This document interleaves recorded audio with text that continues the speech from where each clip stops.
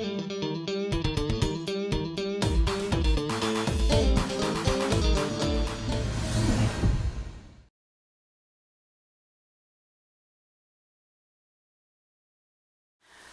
ვარ ნინო კალანდარიშვილი და წარმოვადგენ ქსელს სინერგიას.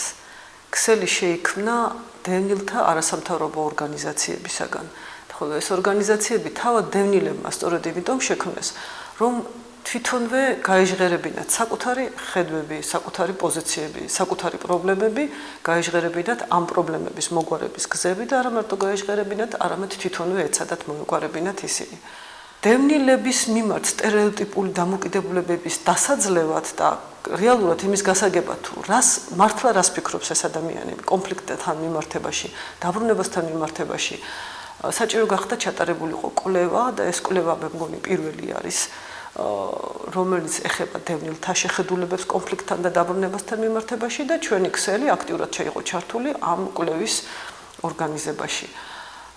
მიღებული შედეგები ძალიან მნიშვნელოვანია და მნიშვნელოვანია იმითიც, რომ ამ კვლევაში ჩანს თავად დევნილების აზრი, თავად დევნილების ხმა ისმის. ეს კვლევა რეალურად ანგრევს იმ გავრცელებულ სტერეოტიპს, რომელიც შემდეგში მდგომარეობს, რომ დევნილებს ნებისმიერი გზით, ნებისმიერი ხერხით უნდათ აფხაზეთში დაბრუნება. 60%-მა გამოკითხულთაგან თქვა, რომ ის არ ემხრობა საომარი გზით კონფლიქტის მოგვარებას.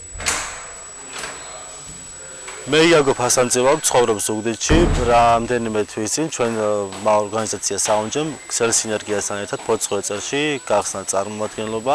აქ ჩვენ ვეხმარებით დევნილებს პრობლემების მოგვარებაში, ვეხმარებით თუ როგორ უნდა დაწერონ განცხადებები, როგორ უნდა მიმართონ სხვადასხვა უწყებებს, რომ მიიქციან მათ ხელისუფლების ყურადღება აქ არსებული პრობლემების მოგვარებისათვის.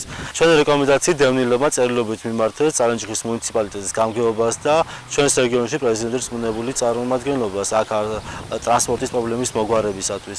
ხედავთ, რომ აქ ეს დასახლება გაშენებული არის კლდეზე, არ არის მიწის ნაკვეთები და ხელისუფლება და სხვადასხვა ორგანიზაციები აქ მაცხოვრებლებს თავაზობენ მიწის ნაკვეთებს ათეულობით კილომეტრის დაშორებით. რაც ადგილობრივ მოსახლეობას არ აწყობს, რადგან ეს ძალიან შორს არის.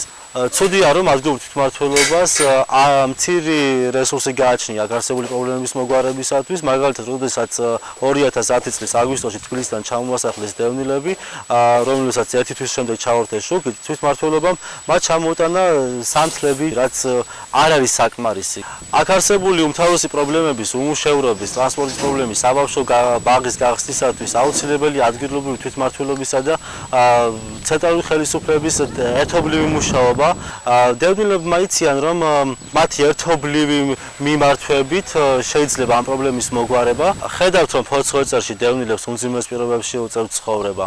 ისინი მოდიან ჩვენთან საუნჯეში, სწავლობენ კომპიუტერულ პროგრამებს, სარგებლობენ ინტერნეტით, კითხულობენ წიგნებს ბიბლიოთეკაში და საერთოდ აინტერესებს რა ხდება მათ გარშემო და რა ბედი ეწევა აქ მცხოვრებ დევნილებს. მე თამრიკო ელბაქიძე ვარ, ამჟამად ცხოვრობ ქალაქ ქუთაისში და ვმუშაობ არასამთავრობო ორგანიზაცია ფონდ აფხაზ ინტერკონტის პროგრამების კოორდინატორად. ქალაქ სოხუმში ცხოვრების დროს მე ვცხოვრობდი ისეთ ქუჩაზე, რომელზეც ცხოვრობდა სხვადასხვა ეროვნების ადამიანები, ქართველები, ოსები, აფხაზები, მათ შორის რუსები. მე სწორედ ასეთ აფხაზეთში მინდა დაბრუნება. მე არ მინდა დავბრუნდე ისეთ აფხაზეთში, სადაც არ იცხოვრებს აფხაზი. მე მინდა ერთი პატარა მაგალითი მოვიყვანო. სოხუმში ჩემს მშობლიურ სახლში, სადაც მე დავიბადე და გავიზარდე, ცხოვრობს აფხაზი ოჯახი გოდაუთიდან.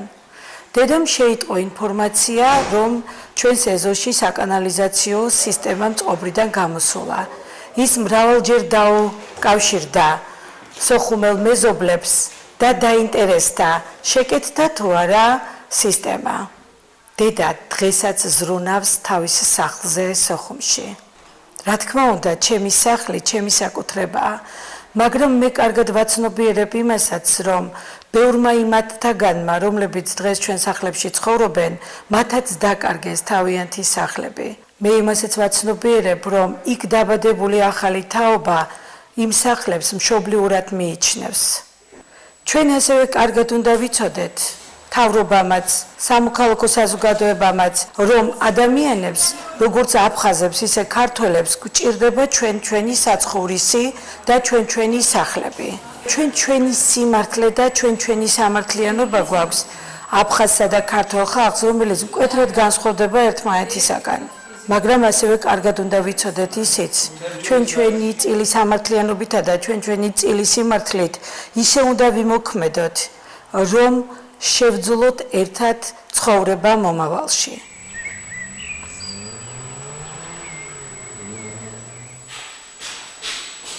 მე ვარ ლალი გრიგოლავა და 1993 წლიდან ცხოვრობ წყალტუბოში, დევნილთა ჩასახლების კომპაქტურ ცენტრში. არ შეიძლება ორმა ადამიანმა, ორმა დევნილმა მოიყაროს თავი და არ დაიწყოს საუბარი თუ როგორ ცხოვრობდა წარსულში, აფხაზეთში, რა იყო ომამდე მის ცხოვრებაში. ამ მოგონებების გარეშე ცხოვრება შეუძლებელი არის თითოეული დევნილისათვის, ძალიან დიდ კიულთან არის დაკავშირებული. მე აფხაზეთში ცხოვრობდი გალში და არ მყოლია აფხაზი მეზობელი, რადგან იქ აფხაზები თითქმის არ ცხოვრობდნენ. სულ ფიქრობ ხოლმე, რატომ ვერ შეძლეს ოჩამჩირელმა, გაგრელმა, სოხუმელმა ქართველებმა და აფხაზებთან, მათ საერთო ნათესავებთან, მეგობრებთან, მეზობლებთან, აფხაზებთან საერთო ენის გამონახვა, რომ ეს ომი არ მომხდარიყო. დღემდე შეუგუებელი არის ის სიტუაცია, რა სიტუაციაში და ვითარებაშიც უწევს დევნილებს ცხოვრება. ანუ ფართის პრობლემა. ჩვენ ხომ არა ვართ ისევ იმ შემადგენლობით, რა შემადგენლობითაც ჩამოვედით აფხაზეთიდან, გაიზარდა ახალი თაობა. ჩემთვის ძალიან დიდი ტკივილი არის საკუთარ სახლთან განშორება, მონატრება, საკუთარი სახლის. ძალიან გული მტკივა, რომ ჩემ შულს ვერ ვაძლევ იმას, რაც მე მომცა ჩემმა მშობლებმა. ჩვენსა და ჩვენ შვილებს შორისაც არის განსხვავება, იმიტომ რომ მე დევნილი ვარ, რადგან დავიბადე და ცხოვრობდი აფხაზეთში. ჩემი შვილი კი აქ დაიბადა, გაიზარდა და ის აქაური არის აქ. როდესაც ხელისუფლება ფიქრობს და ადგენს ჩვენი განსახლების შემდგომ ეტაპებს, ალბათ არ ფიქრობს იმაზე, რომ ჩვენ შვილებს აი იმ თაობას, რომელიც აქ დაიბადა, მოუწევს აი აქ მის მშობლიურ, უკვე მშობლიურს, რადგან ისინი აქ დაიბადნენ, მშობლიურ კუთხესთან განშორება და ეს იქნება იგივე ტკივილთან დაკავშირებული, რა ტკივილიც გაიარა ჩვენმა თაობამ, რომლებიც წამოვედით აფხაზეთიდან. ჩვენ შევქენით არასამთავრობო ორგანიზაცია წყალტუბოს დევნილ ქალთა კავშირი. ჩვენი მიზანი არის მივაღწიოთ იმას, რომ დევნილებმა იცხოვრონ ნორმალურ საცხოვრებელ პირობებში, თვითონ მიიღონ გადაწყვეტილებები, თუნდაც იმაზე, სად იცხოვრონ მომავალში შემდეგ, როგორ იცხოვრონ. ეს ეხებოდა ელექტროენერგიით მომარაგების პრობლემას. დევნილებმა წერილობით მიმართეს ადგილობრივ თვითმმართველობას, რის შემდეგაც შეაგროვეს ხელმოწერები, მივმართეთ ენერგოომბუდსმენს და ეს პრობლემა გადაწყდა იმით, რომ ეხლა გვაქვს 24 საათიანი ელექტრომომარაგება ჩვენს კოლექტიურ ცენტრში. ბოლო პერიოდში საქართველოში განვითარებული მოვლენებმა კარგად კაფეო დაჩვენეს, თუ რამდენად დაუცველები არიან ჯერ კიდევ დევნილები საქართველოში. დევნილებმა გადაწყვიტეს თვითონ შეექმნათ არასამთავრობო ორგანიზაციები და დაეწყო თავიანთი უფლებები და მოეხდინათ თავიანთი ინტერესების ადვოკატირება. ქსელის იყო ერთ-ერთი ინიციატორი ამ ბოლო დროს ჩატარებული საინტერესო კვლევებისა, სოციოლოგიური კვლევების შესახებ, სადაც კარგად ჩანს თუ როგორ უყურებენ დევნილები თავიანთ საკითხების მოგვარებას. და საინტერესო მასალები ამოვიდა ამ კვლევებიდან. ერთ-ერთი მთავარი არის ის, რომ დევნილები დაინტერესებული არიან ჩართულები იყვნენ თვითონ თავიანთი ბედის გადაწყვეტაში, მათ სურთ რომ თვითონ მიიღონ გადაწყვეტილების მიღების პროცესში გარკვეული როლი ითამაშონ.